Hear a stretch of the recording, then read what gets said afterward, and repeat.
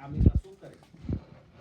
Los aminoazúcares, la misma palabra te le dice amino, hay un grupo amino, un NH, un NH2 incorporado a la molécula de glucosa. Aquí lo único que sucede, si ustedes ven, ¿qué tipo de estructura es esta? Ficha, sobre, nave, o bote, agua, ¿qué es? ¿Cómo se llama? No, agua. Acuérdense que esa estructura es cuando los azúcares de 5 más carbonos, cuando están solubles en agua o en solución acuosa, tienden a formar ese tipo de estructuras cíclicas, cerradas, de anillo, entonces se le denomina. Entonces ahí ustedes están viendo un monosacárido. Fíjense cómo es uno, mono, uno. Un di serían dos. Ahora, ¿cómo se unen los monosacáridos? ¿Por qué tipo de enlace? ¿Por qué tipo de enlace se unen los monosacáridos? ¿Es doble? ¿Por qué tipo de enlace? Sí. Monosacáridos. ¿Qué tipo de enlace? Ay, alcohol.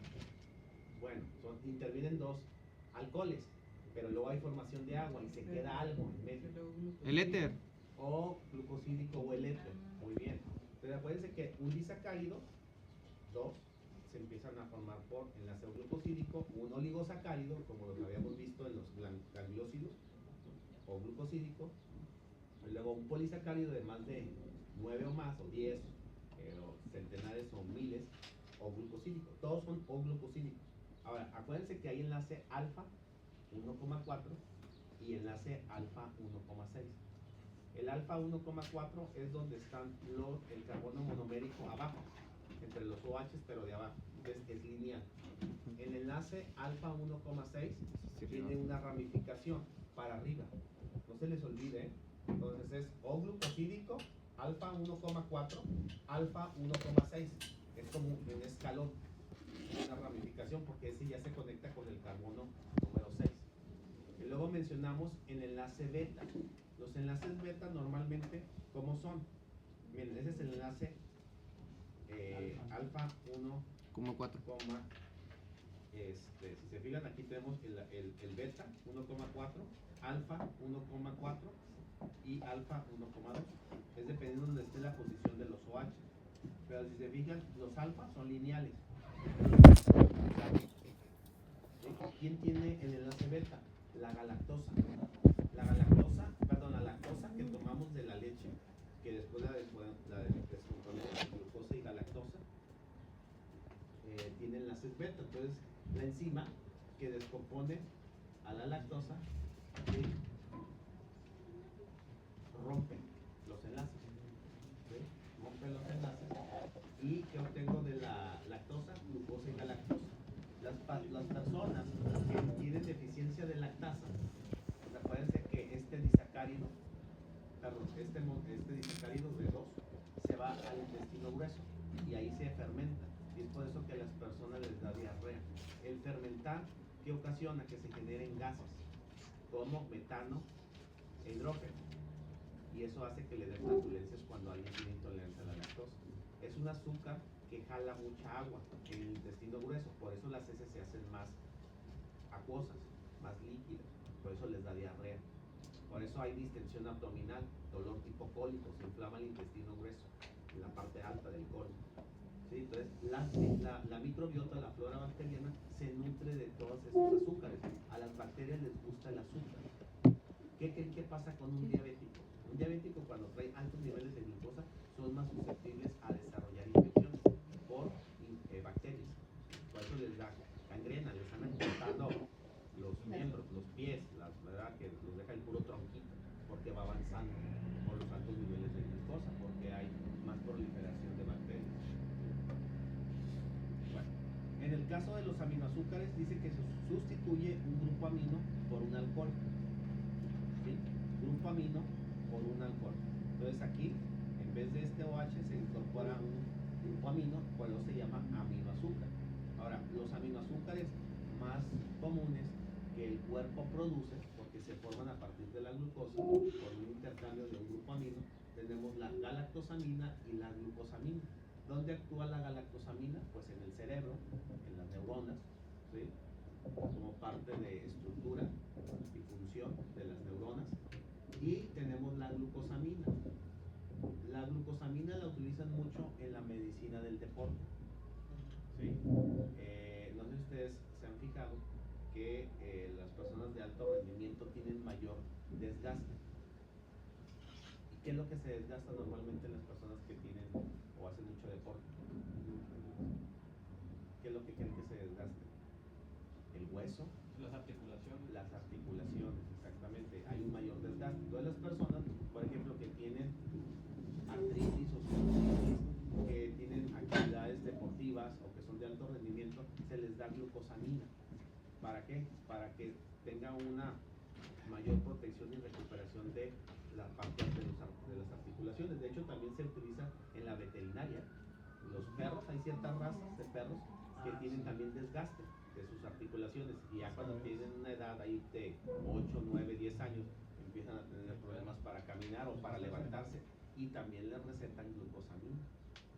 La glucosamina te la venden en tabletas, en gomitas, en diferentes presentaciones y eso te ayuda a lo que es la recuperación de lo que es parte de las articulaciones y cartílago, ¿sí? Regeneración, pues. Entonces, y te ayuda mucho a que se utilice mucho en la medicina del deporte, ¿verdad? Por los reumatólogos la llegan a utilizar bastante en sus pacientes o médicos que se dedican al área del deporte. Por ejemplo, los futbolistas, los atletas toman glucosamina, ¿verdad? Entonces, pero nosotros las producimos, pero con el paso del tiempo se va desgastando, se va disminuyendo su producción, ¿sí? Pero pues nosotros la tenemos también en suplemento, pero nosotros la producimos. Ahorita la edad que ustedes tienen buena producción de glucosamina. Ahorita no hay tantos dolores, pero va a llegar una edad donde empiezan los achaques, ¿verdad? Entonces, cuando yo empecé a tomar glucosamina, que de repente hay temporadas con el cambio de clima, donde el químico se agacha y dice, ay, ya no me pude levantar por desgaste, ¿no? Que se van haciendo. Entonces, la glucosamina se va disminuyendo su producción. También dice que puede unirse con un ácido, con el ácido acético y se pueden formar otros componentes. Ácido N-acetilmurámico, acetilglucosamina, que muchos de estos son componentes de tejido nervioso o de tejido articular principalmente. ¿Sí? Esa es la función de los aminoácidos. Entonces, lo único que tienen que saber es que es la sustitución de un grupo amino en un grupo alcohol de el azúcar, ¿no? Puede ser que los monosacáridos, los carbohidratos, tienen varios grupos alcoholes. Esos OH son los que le permiten pues unirse con el otro monosacárido para formar un disacárido por enlace glucosídeo. En este caso lo único que hacemos es la sustitución, por eso ya te dice, en ellos el grupo hidroxilo unido al carbono 2, ¿sí? ¿Cuál es el carbono 1? Arriba de los grupo amino. Siempre numeramos el carbono 1 de donde está el oxígeno, el éter, por decirlo de esta manera. 1, 2, 3, 4, 5, 6, siempre es el 6. Entonces, siempre el carbono 2 es el que se sustituye al grupo amino. Entonces, ¿siempre queda como de ese lado? Ajá, siempre queda de ese lado. No. Siempre es el carbono número 2. Ya está como predeterminado. Y entonces, esos de arriba, los de abajo, se producen en nuestro organismo a partir de la glucosa. ¿Dónde se metabolizan gran parte de ellos? Pues el hígado. Acuérdense que el 60% de la glucosa se metaboliza, más del 60% en el hígado. Entonces, ¿qué es lo que pasa? De ahí pues salen exportados todos estos tipos de componentes. Ya habíamos hablado de los azúcares ácidos que se obtienen por oxidación de uno de los carbonos, ¿sí? Y ahí lo que se sustituye, ustedes se fijan en el carbono número 1, tenemos el ácido carboxílico, como lo ven ahí arriba. Ahora, en el carbono número 1, que hay el ácido carboxílico, dice que es oxidación. ¿Qué es oxidación? Ganancia de oxígeno con pérdida de hidrogeniones. Por eso le falta el hidrógeno al ácido carboxílico arriba, pues lo que está de color rosita. Si ustedes se fijan, ahí queda como si fuera un éster, ¿verdad? Pero en realidad pues, se supone que es un ácido carboxílico que perdió por la oxidación un electrón o un hidrógeno, ¿verdad? Y el hecho de que tenga un grupo carboxilo, el monosacárido, por eso se llaman azúcares ácidos, ¿sí? Por ejemplo, tenemos un azúcar ácido que lo obtenemos de las frutas, se llama ácido ascórbico. la vitamina C. La vitamina C es un azúcar ácido, ¿sí? Porque tiene azúcar, pero obviamente tiene incorporado en su estructura el grupo carboxilo. Bueno, y habíamos puesto de ejemplo el ácido glucurónico, el primero que aparece ahí, donde se produce hígado a partir de la glucosa, obviamente. Y habíamos dicho que este ácido nos ayuda a la conjugación de la bilirrubina. La bilirrubina, ¿qué es? Es un producto de desecho que se genera a partir del grupo hemo de los eritrocitos. Cuando ya sobrevivieron sus 120 días, van al hígado. ¿Qué pasaría si alguien tiene una enfermedad autoinmune y está destruyendo los eritrocitos antes de tiempo? Pues van a estar yéndose mucho al vaso, se va a estar separando mucha grupo hemo, se va a estar formando mucha bilirrubina no conjugada, se va a estar yendo mucho al hígado, y entonces el hígado va a estar trabaje, tratando de conjugarla para su eliminación. ¿Cómo se elimina la bilirrubina? En forma de estercobilina por las heces y urobilina por la orina. Por eso cuando ustedes hacen el EGO, el examen general de orina, hay un parámetro que dice urobilinógeno. El urobilinógeno es el que te permite pigmentar la orina, ver el color de la orina. También evalúan bilirrubina. Si un paciente tiene daño hepático, la bilirrubina se eleva. No solamente la sangre, la orina, están todos sistémicos, todos amarillos.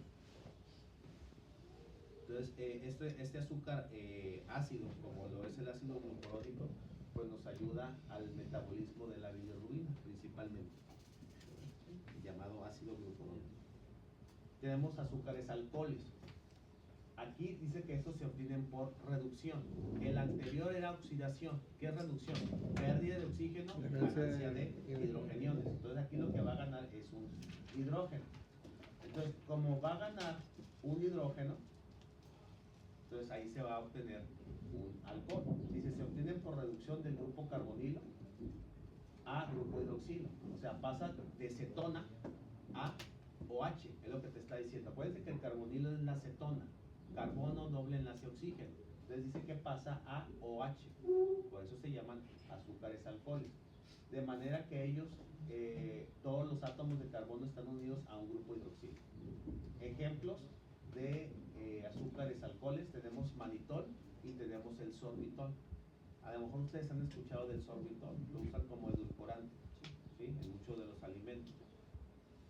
Fíjense, la glucosa del azúcar de caña, que normalmente nosotros tenemos, que obviamente es sacarosa, que es un disacárido, se convierte en glucosa y luego ya esa glucosa se puede transformar en sorbitol. Ese sorbitol pues lo utilizamos para edulcorantes, saborizantes en la industria de los alimentos. El manitol, por ejemplo, no sé si sabían, se utiliza como diurético. ¿Sí? Es un diurético que se puede utilizar. ¿Para qué? Para eliminar pues agua. ¿Sí? Por ejemplo, el sorbitol, ¿saben quién lo produce? El diabético. ¿Por está yendo mucho al baño? Más o menos, pero no tanto así porque va tanto al baño. Miren, lo que pasa es que el sorbitol es un azúcar alcohol por reducción. Cuando la glucosa en alguien que no es diabético se metaboliza, o sea, ¿quién te ayuda a que la glucosa entre en la célula? Una hormona llamada insulina. Esta, cuando te ayuda a entrar, se metaboliza y dentro de la célula, en la mitocondria, y una vez que ya entra el citosol y pasa a la mitocondria, se oxida la glucosa. Entonces hay una oxidación ya en el citosol, en la mitocondria, de la glucosa para que se convierta en piruvato, se genere ATP. Eso es lo normal, en condiciones normales de cualquiera de nosotros. Pero el diabético que no tiene insulina, ¿qué es lo que pasa? Con el paso del tiempo, esa glucosa que se encuentra extracelular plasmáticamente, en vez de oxidarse dentro de la célula, se reduce extracelular, afuera de la célula, y se convierte en sorbitol, en un azúcar alcohol. Y ese azúcar alcohol anda viajando por todos lados. ¿La sangre para dónde va? Corazón, cerebro. Riñón. Entonces, eso se va alojando. La glucosa, por ejemplo, va al cristalino del ojo, aquí, para dar nutrientes, energía a las células de aquí. Pues resulta ser que con el paso del tiempo, esto no va a suceder en una semana, esto no va a suceder en un mes. Con el paso del tiempo, el diabético mal controlado convierte la glucosa en sorbitol. La ceguera. ese sorbitol, ¿qué es lo que va a hacer? Estos azúcares van viajando para acá. Y hay unas células que se llaman células de Schwann. Y esas son alteradas por el sorbitol y les da neuropatía diabética. Se les empiezan a olvidar las cosas, como si les diera Alzheimer. Se va para acá el azúcar, sorbitol, y resulta ser que el sorbitol, los azúcares alcoholes, no se les olvide esto, son osmóticamente activos, jalan agua, entonces empiezan a incrementar la presión intraocular, que es lo que hace que le dé glaucoma al paciente y pierda la vista. Eso se llama retinopatía diabética, porque la retina la daña. La sangre va al riñón a filtrarse, pero pues lo que se va a ir a alojar es sorbitol y va a empezar a hacer daño de membrana basal de la nefrona y le va a dar nefropatía diabética. Entonces ya le está dando nefropatía, retinopatía y neuropatía diabética. Es las complicaciones que tiene el paciente diabético. Entonces, los azúcares alcoholes, como ven ahí en producción, hay una enzima que convierte la glucosa en sorbitol. Pongan atención a lo que voy a decir aquí. ¿Quién convierte la glucosa en sorbitol? Hay una flechita azul, glucosa sorbitol. Hay una enzima que se llama aldolasa reductasa. ¿Quién convierte la glucosa en sorbitol? Aldolasa reductasa. Y esa enzima tiene una Km muy elevada. Quiere decir que a lo que estoy diciendo, una Km muy elevada, ¿qué tiene? Menor afinidad. Entonces, esa menor afinidad hace que se convierta mucho sorbitol y empiece a ocasionar el daño que les mencionaba. Se vuelve osmóticamente muy activo. Acuérdense que este sorbitol se acumula en los tejidos, ¿sí? Se acumula mucho en los tejidos que ya mencioné. Empieza a haber un daño crónico degenerativo en las células neurológicas, como se decía, sobre todo en los diabéticos. Relacionen azúcares alcoholes con daño degenerativo en el paciente diabético, porque es un azúcar alcohol que no se oxidó, la glucosa se debe de oxidar y esta se redujo. Y pues mal pronóstico para el paciente diabético, obviamente. Eso es lo que abunda, por eso trae mayores complicaciones. Que luego, es que me lo mataron. ¿Quién le dijo que comiera de esa manera y no usara su tratamiento como debe? Es la misma persona que provoca las enfermedades. Una cosa es que hayas nacido con un defecto de la insulina, pues maneja tu tratamiento, trae tu dieta. Nadie está diciendo que es fácil ser diabético, pero obviamente trae muchas complicaciones. Si es diabético mal controlado, cualquier otra enfermedad le complica más. ¿Qué pasaba cuando estaban todos hipertensos y mal controlados en la pandemia? A muchos se los llevó porque trae mayores complicaciones. Tenemos otro que se llama azúcares fosfato y sulfato. ¿Qué es lo que ahí son? Dice que este tipo de azúcares son fosforilados. Cuando dice que son fosforilados es porque se les une un grupo fosfato, como lo ven allá en la estructura de abajo, donde está el grupo fosfato unido al carbono 6. O también dice que pueden ser sulfurados. En vez de un grupo fosfato, puede estar un azufre en vez de fósforo, ¿verdad? Esos azúcares fosfatos o azúcares sulfatos, sobre todo los fosfatos, los ocupamos en la síntesis de nucleótidos. Acuérdense que en la síntesis de nucleótidos, lo que es el DNA y el RNA, ocupamos la desoxirribosa y la ribosa, ¿verdad? Entonces ahí requerimos este tipo de azúcares fosfatos, ¿no? Ahí tenemos otros, por ejemplo, glucosa 6-fosfato, fructosa 6-fosfato. ¿Dónde se originan ellos? ¿Dónde se fosforilan? El hecho de que ya pasen a ser glucosa 6-fosfato o fructosa 6-fosfato es en la glucólisis. En la glucólisis se van a fosforilar los azúcares. ¿Para qué se fosforilan? Para oxidarse, para generar ATP. ¿Okay? Ese es el motivo de que se fosforilen. ¿Cómo se van a fosforilar? Por medio de una enzima que se llama transferasa. Se les transfiere el grupo fosfato al carbono. En este caso se le está dando el carbono 6, ¿sí? De fructosa glucosa, también fosfato. Y esto lo hacemos con transferasas, con enzimas. Obviamente todos estos mecanismos se están efectuando con enzimas. ¿Qué dije arriba? Aldolasa reductasa. Acá que estoy mencionando, transferasa. Todo se hace con enzimas prácticamente. Un oligosacárido, para que se forme, necesita primero formarse un disacárido, unirse con otro monosacárido por enlace o glucosídico, que ya habíamos mencionado que cuando se une se forma una reacción de condensación, se forma agua, y entonces uno de los oxígenos es el intermediario para la unión. De esta manera se van uniendo un tercer monosacárido, un cuarto monosacárido, un quinto, un sexto, un séptimo, un octavo, hasta un noveno monosacárido. Ya después de 9, pues eso ya se va a llamar polisacárido. ¿Okay? Los oligosacáridos, no nos metemos mucho en detalles, porque su importancia más radica en lo que son la formación de gangliósidos, que es en estructuras de membranas celulares, sobre todo para la identificación de grupo sanguíneo, para estructura de membrana celular, prácticamente es eso. Tenemos la sacarosa, la lactosa y la maltosa, esos son disacáridos de interés. Todos ellos, ¿dónde los obtenemos? De la dieta. ¿Sí? Si ustedes comen azúcar de mesa, tenemos sacarosa. ¿Sí?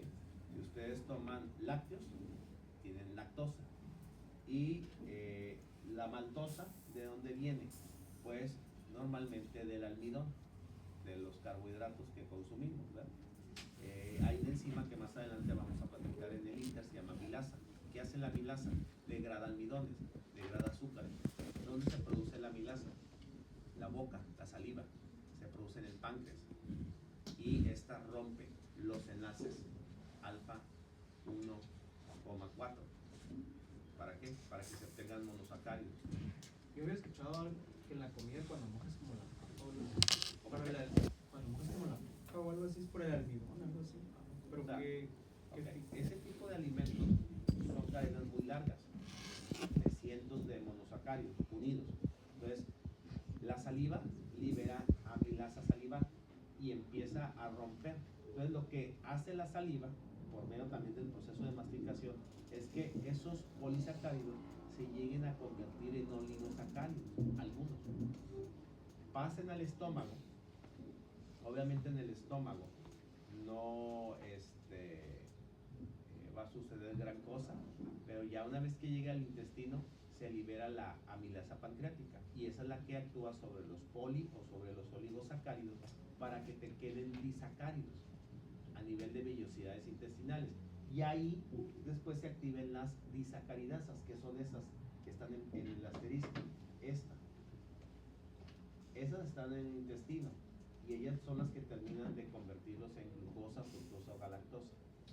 Ya después de ahí puedan ser transportados al hígado o a sus diferentes sitios. ¿Cómo se llaman los transportadores de glucosa? transporte de glucosa. ¿Cómo se llaman los transportadores de glucosa? Te los mencioné. Glucoproteína. Son 4 letras.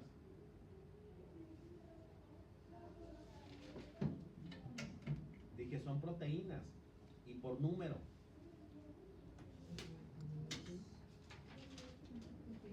¿Lo acaba de decir? Lo dije la clase pasada. ¿Cómo? Excelente, GLUTs. Los GLUTs son los transportadores. Una vez que el intestino delgado, muy bien, una vez que el intestino delgado obtiene estos monosacáridos, estos que están aquí, esos que están acá y esos que están acá arriba, ¿sí? Van transportados por GLUTs. Más adelante vamos a hablar que utilizan sodio, utilizan ATP, ¿sí? Son instrumentos en digestión. Y estos van al hígado y de ahí siguen su recorrido para llegar a los diferentes órganos o tejidos, como el GLUT4. ¿A dónde lleva la glucosa? Al tejido adiposo y al tejido de músculo esquelético, que es con el que tienen problema los diabéticos.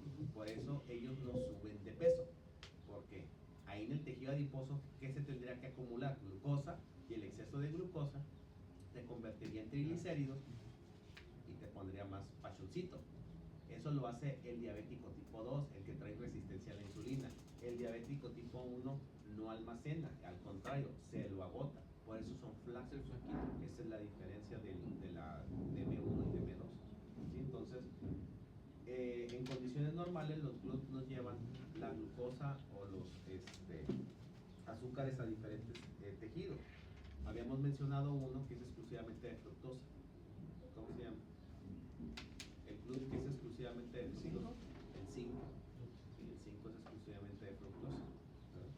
Entonces, estos disacáridos, que los obtenemos principalmente en la dieta, son separados, son sus enlaces por enzimas cortados para obtener monosacáridos, y esos pueden ser fuente de energía. ¿Dónde se encuentran estas disacaridasas que les estoy mencionando? Acá están. En células epiteliales del intestino delgado. Si alguien tiene deficiencia de esto, pues es intolerante a la lactosa. Más adelante les voy a enseñar cuál es la prueba de laboratorio. Se llama azúcares reductores. Así se pide. Así se llama, lo piden el estudio, azúcares reductores. Se hace en heces fecales. Le pedimos al paciente heces fecales, pues normalmente cómo las va a llevar, pues diarreicas, ¿sí? Y se hace el estudio con una pastillita, y si hay un cambio de color, porque hay un proceso de reducción, ahí vemos que el paciente pues es intolerante. La intolerancia por lo regular es adquirida, pero también hace gente con el defecto, con el gen, que no produce la enzima y por lo tanto pues no pueden comer lácteos. Pero casi siempre las personas se lo provocan. Dejando de tomar Porque leche. dejan de comer. Con un par de semanas, 2 semanas que dejes de comer lácteos, con eso tienes, para que te vuelvas A mí intolerante. me pasó. Hay gente que nada más se vuelve intolerante a la leche, pero pueden comer queso, pueden comer nieve, pueden comer crema, pero no la leche, no la toleran. Lo que pasa es que la lactosa es muy en altas cantidades en la leche. Ahora, aquí tenemos algunos polisacáridos. Tenemos homo y hetero. ¿Qué quiere decir homo? Bueno, que son de la misma monosacárido, que es la glucosa. Heteropolisacáridos que no solamente pueden tener glucosa, pueden tener fructosa, pueden tener galactosa. Son de cadenas muy largas. Su tipo de enlace, si ustedes se fijan en esto, sería alfa 1,4. Este ya trae ramificaciones, alfa 1,6. ¿Sí? La mayoría de los polisacáridos son estructurales. Por ejemplo, tenemos almidón de polisacárido de ejemplo, tenemos celulosa y tenemos glucógeno. Ejemplos de polisacáridos: almidón, celulosa y glucógeno. El almidón, ¿dónde lo obtenemos? Pues en la mayoría de los carbohidratos, como los tubérculos. Ejemplo, la papa, ¿sí? El camote, el brócoli, son almidones, ¿sí? Y obtenemos glucosa.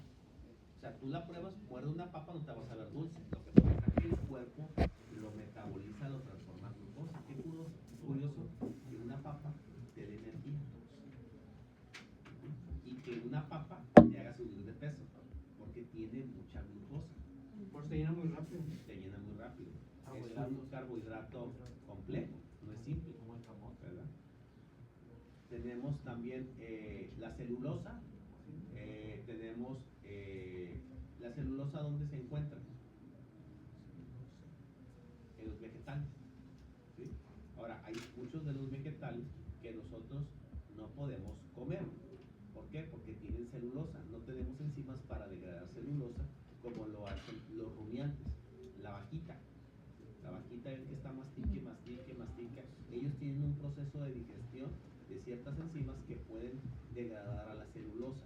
Si nosotros quisiéramos comer lo mismo que ellas comen, nos va a dar una indigestión tremenda, no obtendríamos los nutrientes, ¿verdad? Pero en el caso del almidón, tiene una enzima que nos ayuda a degradar el almidón, que se llama amilasa, es la que rompe los enlaces. Más adelante la vamos a platicar. Y el glucógeno es una molécula de reserva energética. ¿En dónde se resguarda el glucógeno? ¿En dónde se almacena?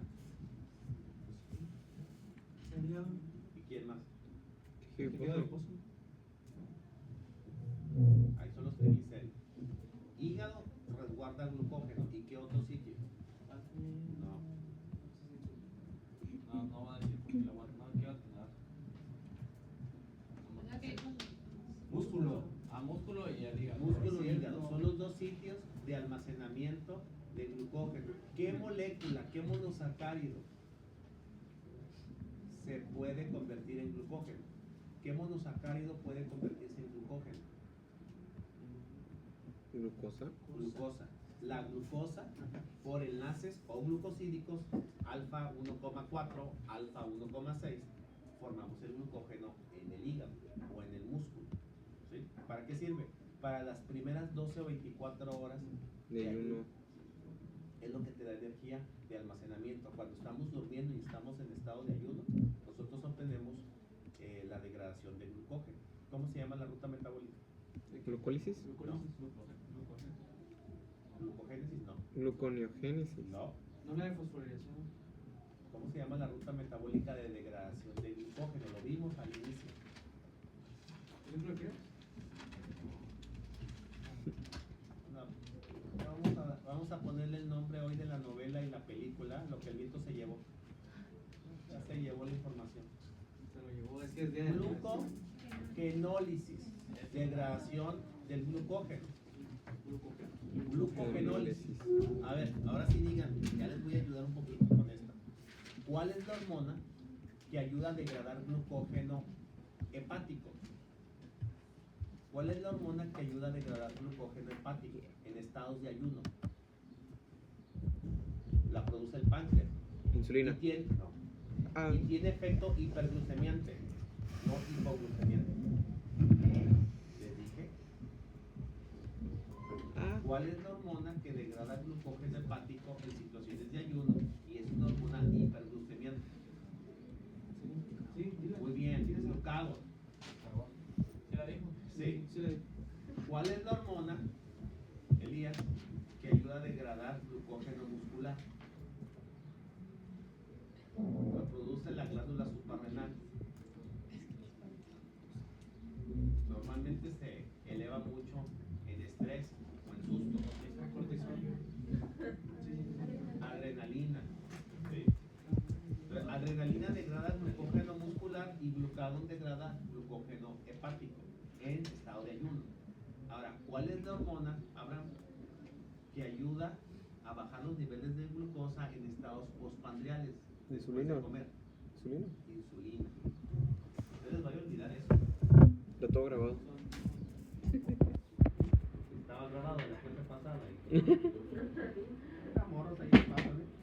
Bueno, entonces, tenemos algunos ejemplos como, fíjense, de algunos polisacáridos, a mero abajo, unos que dicen estructural y otros que dicen reserva. De reserva tengo el almidón. ¿Dónde se encuentra el almidón? Pues en algunos vegetales, ¿verdad? Como la papa, la camote, algunos tubérculos, que nosotros lo vamos a degradar hasta obtener glucosa por enzimas. Glucógeno lo formamos a partir de glucosa después de haber comido. Nosotros la glucosa la podemos empezar a unir y a empezar a crecer cadenas en hígado músculo para nuestra reserva energética. Acuérdense que el glucógeno normal nos dura de 12 horas, máximo 24 horas. Después de ahí, ¿qué utilizamos? Tejido adiposo, triglicéridos. Celulosa, quitina y péptido glucano, ellos son estructuras de las células vegetales o de las células procariotas. El péptido glucano, por ejemplo, lo genera, lo obtiene parte de lo que son las membranas celulares de lo que es la célula procariota, bacterias, por ejemplo. Tengo el almidón, reserva energética en células vegetales. Nosotros tenemos la capacidad de degradar almidón por amilasa salival y amilasa pancreática para que éstas se conviertan en disacáridos en el intestino. Y luego de ahí, las enzimas disacaridasas, sacarasa, lactasa y maltasa, los convierte en glucosa, fructosa y galactosa, y por GLUT se puedan ir a los diferentes tejidos, que es lo que hemos estado hablando. Este tipo de estructuras, ¿cómo se llamarían? Están aquí abajo. esa representación? La de silla, ¿no? Sí, ajá. Silla, nave o bote, ¿verdad? Ajá, muy bien. ¿Bote? Sí. Como barquito, ¿no? Parece como un colibrí. Entonces, todas estas son enlaces alfa 1,4. El almidón, pues es una cadena muy alargada, que entonces las enzimas tienen que hacer esto, como tijeritas, cortar, cortar. Ahora, ¿qué es lo que normalmente generamos del almidón? Disacáridos, así, en parejas. Y luego ya vienen las disacáridasas para que rompan esto. Y ya se generen los monosacáridos en el intestino, y ya por la vena porta se vayan al hígado y los glúteos sigan transportando. Tengo, este es alfa 1,6. ¿Se fijan? El almidón es una molécula pues muy grande, ¿sí? Que tiene que romperse, ¿sí? Degradarse, ¿verdad? Y el glucógeno pues igual, ¿no? También tiene ramificación, por eso existen unas enfermedades que se llaman glucogenopatías. ¿Qué quiere decir? Que no se puede sintetizar o degradar el glucógeno. ¿Qué le pasaría a una persona que no pueda degradar el glucógeno? Pues le daría hepatomegalia, se le empezaría a agrandar el hígado, porque solo lo va a acumular, no lo va a degradar. ¿Qué más le pudiera dar? Hipoglucemia, no pudiera utilizar el glucógeno en sus tiempos de ayuno. ¿Qué otra cosa pudiera suceder? Si en el músculo sería intolerante al ejercicio, dolores musculares, calambres, esas se llaman glucogenopatías, son por fallas enzimáticas, nacen con ese defecto. Son raras las patologías esas, ¿no? Pero siempre las platicamos un poquito para que las conozcan. Glucógeno, pues ya sabemos, acuérdense que el almidón lo obtenemos de la dieta, ¿sí? Es un polisacárido que tiene que ser degradado por la melasa y luego después por las disacaridasas para obtener monosacáridos. En el caso del glucógeno, dice que tiene enlaces alfa 1,4, alfa 1,6, reserva energética en células animales, que nos da energía hasta por 24 horas, de 12 a 24 horas, más ramificado que la amilopectina, que es el anterior que vimos. Distribución en hígado y músculo fundamentalmente. Ahí es donde se resguarda, se almacena.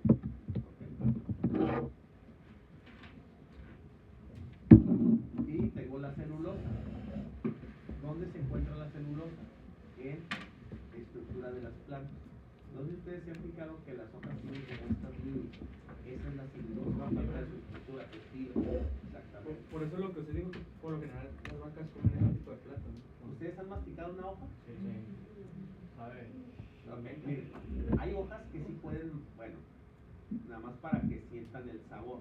No sé si han probado la hierbabuena o la menta. Sí. Y cuando la mastican están un poquito como que no está tan fácil de romperse, porque es parte de la estructura de ese vegetal. Es bien importante que ustedes sepan reconocer qué tipo de polisacárido les están preguntando. Si te están preguntando de reserva energética, hay que saber que es almidón. Si te están preguntando que este tipo de polisacárido es de estructura en la célula vegetal, pues sabes que es celulosa. ¿Sí? Si te están preguntando que es un polisacárido estructural de los vegetales, pues es almidón. Porque luego a veces les hacen descripciones y se hacen pelotas y no saben si es celulosa, almidón o glucógeno. Si vienen en los exámenes. Entonces, para que sepan cuál es la función de ese polisacárido. Entonces, esta la obtenemos en las plantas. Cadenas lineales de glucosa beta, no son alfa. Si se fijaron, cuando hablé de glucógeno y hablé de almidones, hablo de enlaces alfa, 4, alfa 1,6, pero las celulosas son beta. ¿Sí? Forman puentes de hidrógeno inter e intercatenario. Forman fibras estables con gran resistencia a la tensión. Una hoja no se rompe tan fácilmente. ¿Sí me han fijado que si les tiran, hacen así, no se rompe? Es que hacerlo así, pero no se rompe. Tienen una resistencia. Además, las hojas tienen una capa cerea que habíamos mencionado. Tiene un brillito la hoja. ¿Sí se han fijado? Esa cerita. Fíjense todos los componentes hasta de una célula vegetal. Y aquí está el enlace beta. ¿Cómo es el enlace beta? Cruzado. Entre el OH de arriba arriba y el OH de abajo.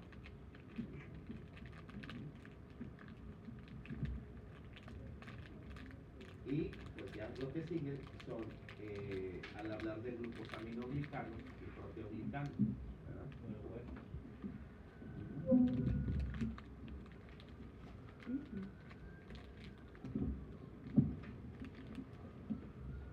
¿Quieren un proceso para ir por un café o algo?